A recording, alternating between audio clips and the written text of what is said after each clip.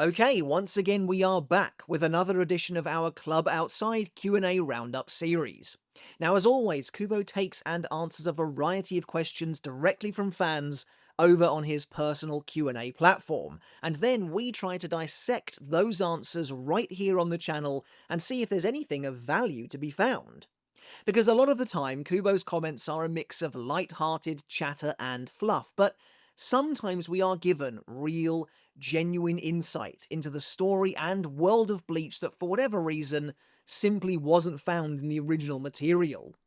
And as always, I'm not looking at every single answer Kubo's ever given, nor even necessarily looking at them in any kind of a chronological order. Mostly I'm trying to curate the answers that I find to be the most interesting and to have the most value to then bring to you. And so, speaking of which, this time the questions revolve around the topic of IKKAKU'S true power, Menos Grande, who can join Squad 2, and more. As always, a huge thank you goes out to M Shadows for providing the translations to the questions and answers. There's a link in the description to where you too can find them, so make sure to go and check them out. Right, on with the latest roundup then. We'll begin with the topic of IKKAKU'S true strength, especially since this is a character who, well, to put it lightly, we've dunked on a few times here on the channel, so let's see if this latest answer by Kubo himself helps to change our minds. Before we get started on the video, guys, consider hitting subscribe if you haven't done already. Perhaps you're new to the channel, or maybe you've been a long-time viewer who just hasn't yet hit that button. It's quick and easy to do, and I really would appreciate your support. It does make a massive difference. Even if it doesn't seem like it does, it really does help with the health of the channel. And speaking of which, go and check out my other channel, Mr. Tomo Talks Games, if you haven't done already. Again, we've been seeing some great growth over there.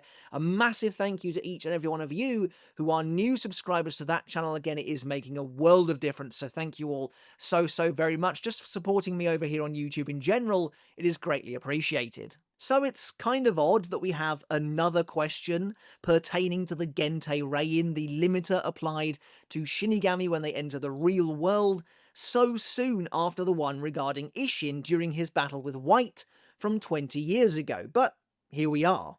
Of course, the concept of the limiter was introduced during the early stages of the Rancor arc, when Hitsugaya and his advanced team battled Grimjo's Fraction.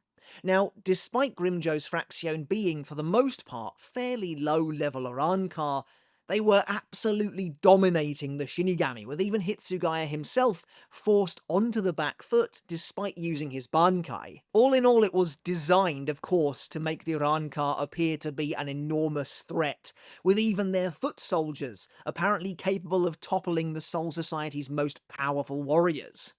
Considering this was the first real battle with the Rancor after Ulquiorra and Yami's arrival, after war had been waged essentially, it makes sense narratively to try and hype up the arc's new villains in this way. Except of course the truth was very different. It's revealed during this fight that the Shinigami are actually only using 20% of their full power, having had their true strength drastically cut down, locked down, by a seal that's imprinted on their bodies when they make the trip to the human world, which in a nice detail takes the shape of their individual division insignia. As a result of Gentei Kaijo, wherein the limit is lifted on the authorization of the Soul Society itself, the Shinigami were able to then totally eradicate the Rancor in just a few moves, turning the tide in an instant. The seal is put in place so powerful Shinigami don't affect the living world around them with their presence, and as such the Gente Rein is only applied to captains and vice-captains as noted by Renji. And that crucial line is where the crux of this first topic today comes from. Because one major fight takes place prior to the limit being lifted, and is seemingly totally disconnected from it. Ikkaku versus Edrad. Now, I've gone on record before saying I actually really love this fight. It is a hidden gem from the early days of the Rancor arc, but there's no denying that especially since the advent of the Thousand Year Blood War arc in particular, that this fight has, I would argue, done serious damage to Ikkaku's reputation as a powerful fighter in Bleach. And there's always been speculation over whether or not Ikkaku was actually placed under the limiter when he arrived in the human world like the others, and that he perhaps just brute forced his way through Edrad before the Gentei Kaijo. Renji does of course mention that only captains and vice-captains have had their powers sealed, and of course Ikkaku was just a meager third seat at the time. By that logic, by just reading the story at a surface level, Ikkaku should have been spared the limit. But was the ruling really so rigid, taken so literally? After all, Ikkaku has always seemed to be on a similar level to someone like Renji, certainly around this point in the story anyway. So maybe the limit was placed on people based on their perceived power level and influence, as would likely make sense. And of course there is Ikkaku's battle with Edrad and the outcome of that to take into account. Ikkaku struggles enormously against the Rankar, almost being killed multiple times to the point where Yumichika, very blasé, decides to order him a company funeral, and he is eventually even forced to use his bankai, which is subsequently utterly destroyed as a result. Something which is made 100 times worse, as we've noted before, thanks to the 1000-year Blood War arc revealing broken bankai can never be fixed, thereby meaning this fight totally neutered Ikkaku. He sacrificed a huge portion of his power just to kill a Fraxione. But hey, I mean, if he was restricted to fighting at only 20% of his strength, maybe that then makes more sense. Well, someone finally decided to get a clear answer on the matter, asking Kubo the following. The Gentei Rein is applied to captains and lieutenants, but do they also apply it to Ikkaku, whose Reiatsu is close to that bracket? Look, even though this is one of those examples where simply reading the story should tell you everything you need to know, I actually do think this is a fair question to ask.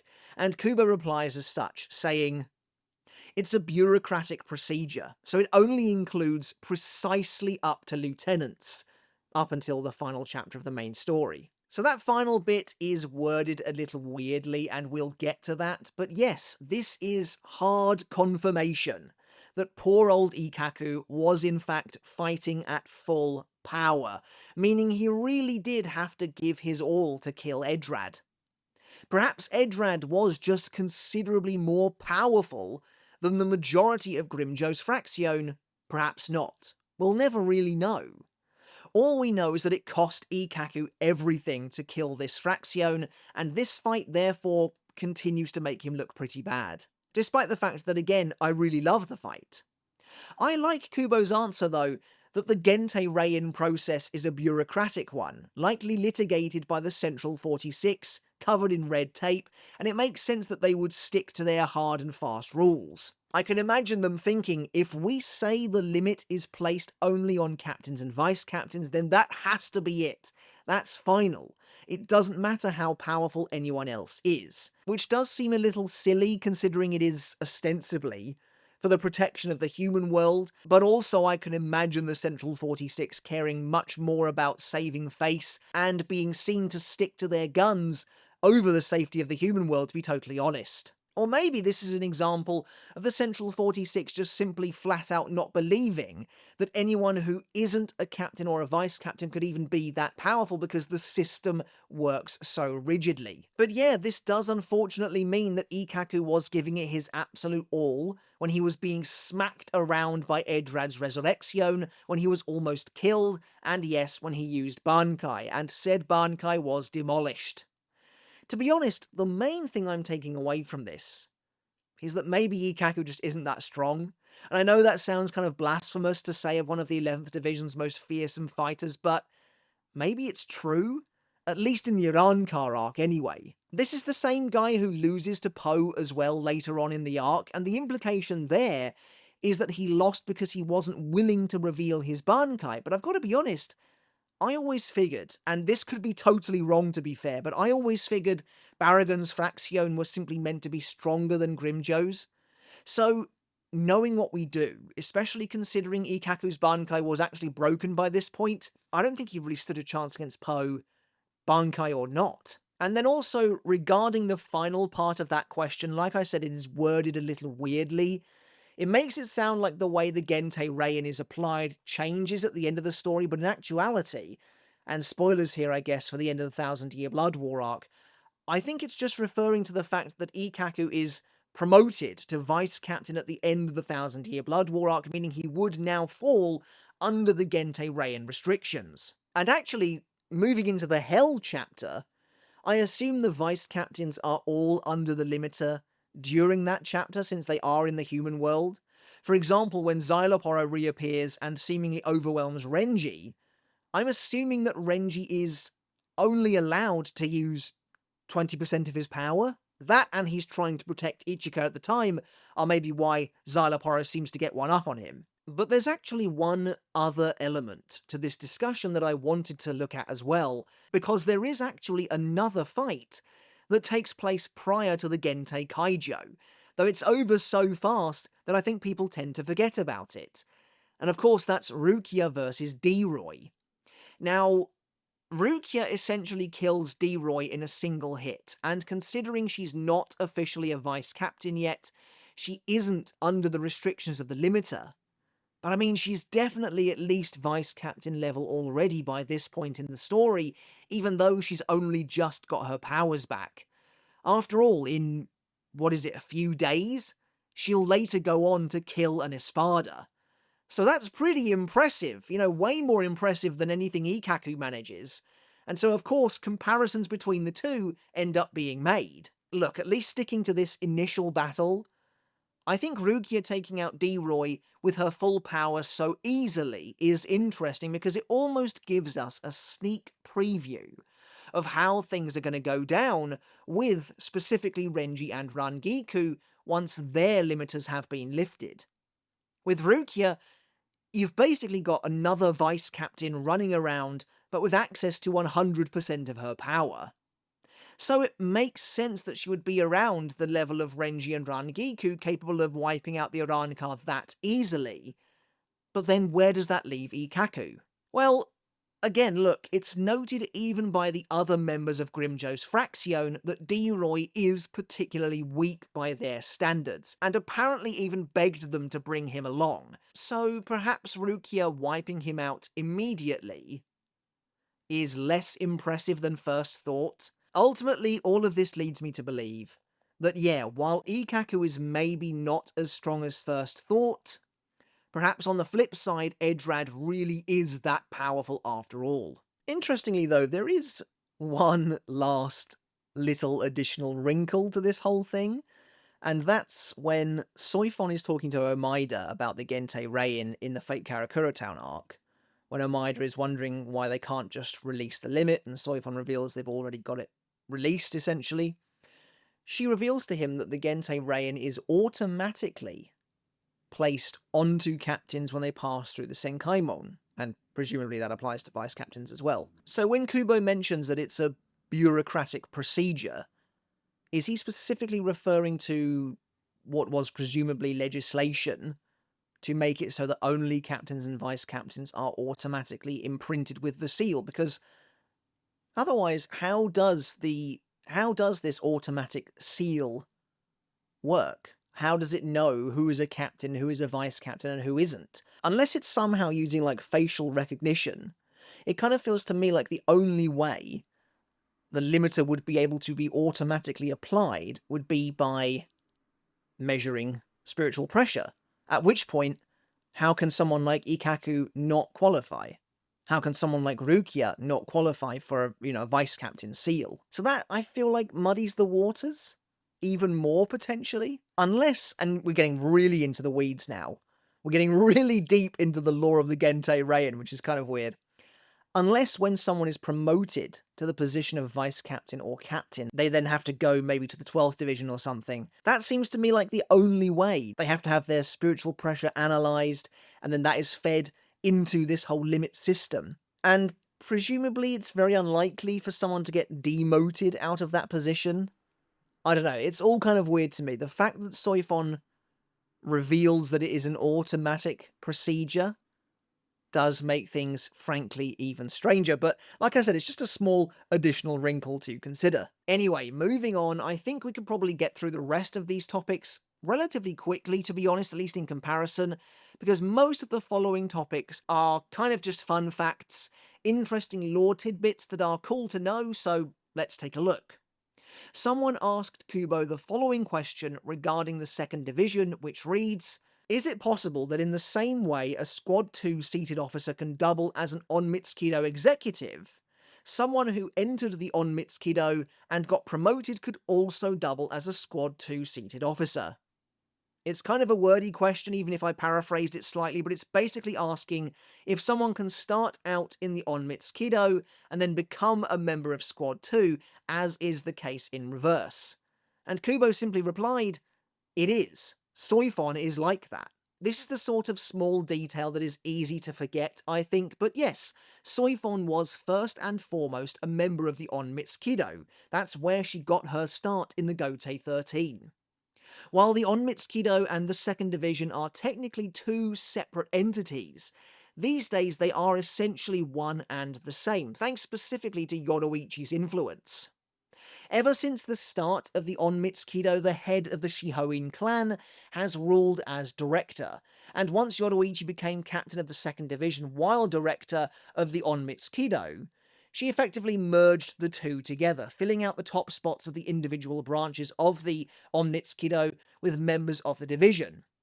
It's interesting to think the Secret Corps must be a somewhat, I guess, recent invention, right? Because if it was founded by Chika Shihoin 1,000 years ago, or if he served as the first director, then he was also the captain of the Second Division too at the same time.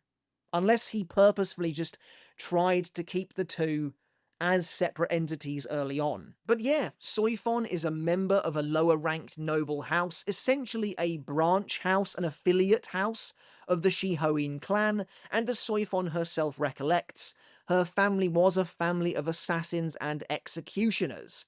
By being born into the Fon family, it was essentially your destiny to be inducted into the Onmitsukido and serve the greater Shihoin house as the heads of their family become the directors of the Secret Corps. In Soi Fon's flashback, it mentions that 7 years after enlisting, so that's enlisting in the Onmitsukido, that she joined the Guard Corps that directly served Yoruichi herself. So I wonder if that's specifically when Soi Fon joins the Second Division. Either way, we know from the story itself that yes, it's possible, and the two overlap frequently. Next up, Kubo was asked a question regarding Kukapurro, Yami's faithful little pup, which reads as follows. Among Arankars, the only ones who can come to bare numbers are those who are classified as Great Hollows and above.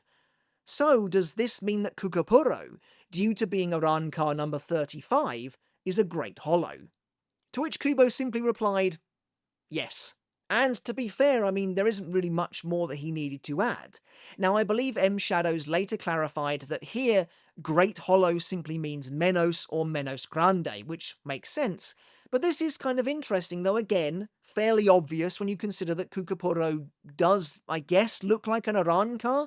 Presumably he was just a dog in his previous life, though that is definitely unusual. But I mean, he looks like an Arankar in the sense that he literally looks like a dog wearing half a kind of dog hollow mask. Now, is Kukapurro the only example of an Arankar who was quite clearly never human? But I mean, yeah, this implies that Kukapurro went through the entire evolutionary process, and somehow this seemingly kind-hearted little dog's soul came out on top when the Hollows were all eating each other, specifically during the Gillian phase of evolution. That makes me laugh a little bit because as we see during Grimjo's Fraction's flashback, a dominant soul emerges during that tumultuous phase. As we see with Xiaolong, the Gillian even slightly takes on his future appearance. So, was there a Gillian walking around with a dog's face as a mask, just cannibalizing other Gillians? Listen, all I'm saying is, I was ahead of the curve when I included Kukapurro on my list of the top 10 strongest Bleach characters. You heard it here first. Many of you didn't believe me. Many of you said I was crazy. But here we are. The evidence is starting to play out before us. And finally, we tend to end these videos with a slightly more light-hearted topic. And so here it is. A reader inquired as to the future for Uryu and Chad, asking, will Ishida and Chad get married in the future? To which Kubo replied, setting Ishida aside, I believe that Chad will do so. So this is both funny and a little sad. While never getting married doesn't preclude Uryu from seeing or dating anyone, or from falling in love with anyone, it does seem to imply that maybe he'll never settle down with anyone. Unless, of course, he finds himself someone he truly loves, and they stay together and simply choose not to get married, which, of course, is totally fine too, but I don't think that's what Kubo has in mind for the last Quincy. It seems to me that Uryu is destined to end up alone. I think Kubo quite likes this character as the archetypal, sorrowful, moody loner in a sense, but I'd argue that doesn't bode well for the future of the Quincy race as a whole, and to be honest, I think it's a future that's even reflected in the final chapter of the manga. Uryu's job, his kind of busy schedule, keeps him away from his friends in that finale, even though he tries to share in the moment all the same of them watching Chad's boxing match. So it kind of seems to me, like I said, like Kubo wants Uryu to be something of a loner, as if to emphasize that notion of the last Quincy, but I mean, hell, Ryuken was similar, and he managed to find love, so hopefully Uryu does the same. As for Chad, well, I'd say it's not too surprising. He's always kind of struck me as a family man for some reason, plus he ends up a world-famous boxing champion, so it kind of seems like he's going to end up having it all. Alright everyone, but that's it for today's video. As always, I do hope you enjoyed it. I hope you took something of value away from it as well. Let me know your thoughts down in the comments below. Which of these topics was your favourite this time? Maybe it was discussing IKKAKU'S true power, or perhaps lack thereof. Maybe it was looking at how Squad 2 and the Onnitsukido works. Perhaps it was finding out that Kukapurro was in fact a Menos and had apparently made it through the evolutionary process. Or perhaps it was looking at Ishida and Chad getting married in the future. Regardless of what topic it was, I'd love to know your thoughts down in the comments below, so do please let me know.